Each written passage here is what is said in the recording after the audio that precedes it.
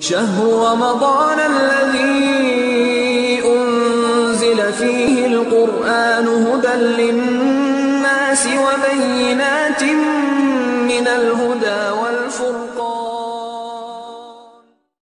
আসসালামু আলাইকুম ওয়া রাহমাতুল্লাহি ওয়া বারাকাতুহু। প্রিয় দিনী ভাই শাকিল ইন্ডিয়া থেকে আপনি প্রশ্ন করেছেন, ওযু করে আকাশের দিকে তাকিয়ে কালিমা শাহাদাত পাঠ করলে ৪৯ কোটি সওয়াব আমলনামায় লেখা হয়, এমন প্রচলিত কথাবার্তা কতটুকু সত্য? এই ব্যাপারে জানিয়ে উপকৃত করবেন। জি দিনী ভাই, হ্যাঁ, আপনি যে ফজিলতের কথা এখানে তুলে ধরেছেন, এটা আজ পর্যন্ত আমরা কোরআন হাদিসে কোথাও খুঁজে পাইনি।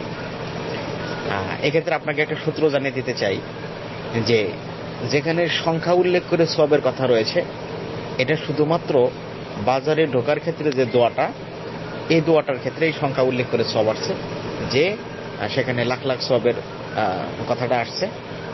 আর এছাড়া সকালবেলা লা ইলাহা ইল্লাল্লাহু ওয়াহদাহু লা শারীকা লাহু লাহুল মুলকু, এই যে এটার একটা ফজিলত আসছে। এই দুইটা বাদ দিয়ে যত সংখ্যা উল্লেখ করে যত ফজিলত আছে, 50 কোটি, 49 কোটি, 86 কোটি, এই যে সংখ্যা উল্লেখ করে, এই সবই আমাদের দেশে ফাজাইলে আমলের ফজিলত, এরা নিজেরা তৈরি করছে ভাই, এগুলো বানানো।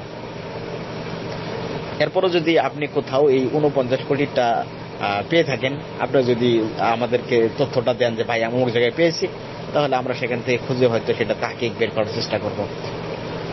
আমার কাছে যতটুকু মনে হচ্ছে এটা কখনোই সঠিক নয়। হ্যাঁ, আকাশের দিকে তাকানো সম্পর্কে, ওযুর পরে আকাশের দিকে তাকানো সম্পর্কে মুসনাদে আহমদে 121 নম্বর যে হাদিসটা আসছে, যেখানে এসেছে মান তাওয়াজ্জা ফাহসানাল ওযুআ, যে ওযু করলো আর খুব সুন্দর ওযু করলো, সুম্মা নাযারা ইলা সামা, আকাশের দিকে তাকালো, তাকে বললো আশহাদু আল্লা ইলাহা ইল্লাল্লাহু ওয়াহদাহু লা শারীকা লাহু ওয়া আন্না মুহাম্মাদান আবদুহু ওয়া রাসূলুহু, এই কথাটুকু বললো। ফুতিয়াত লাহু সামানিয়াতু আবওয়াবি মিনাল জান্নাতি মিন আইয়িহা শাআ, তার জন্য জান্নাতের 8টি দরজায় খুলে দেওয়া হবে, যে কোনো দরজা দিয়ে সে ইচ্ছা করে প্রবেশ করতে পারে। এই হাদিসটা তাহকিক করতে গিয়ে শেখ আলবানী রাহিমাহুল্লাহ বলছেন যে সুম্মা নাযারা ইলা সামা, অথবা আকাশের দিকে তাকালো, এই অংশটুকু হচ্ছে মুনকার, জয়ীফ।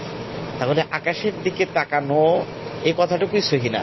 আর আকাশের দিকে তাকানোর পরে আবার যে ফজিলত আসবে, ওখানে তাকানোর অংশটাই জয়ীফ, সুতরাং এই ফজিলত সাব্যস্ত হতেই পারে না। আল্লাহ সুবহানাহু ওয়া তাআলা আমাদেরকে বোঝার তৌফিক দান করুন, আমিন। আসসালামু আলাইকুম।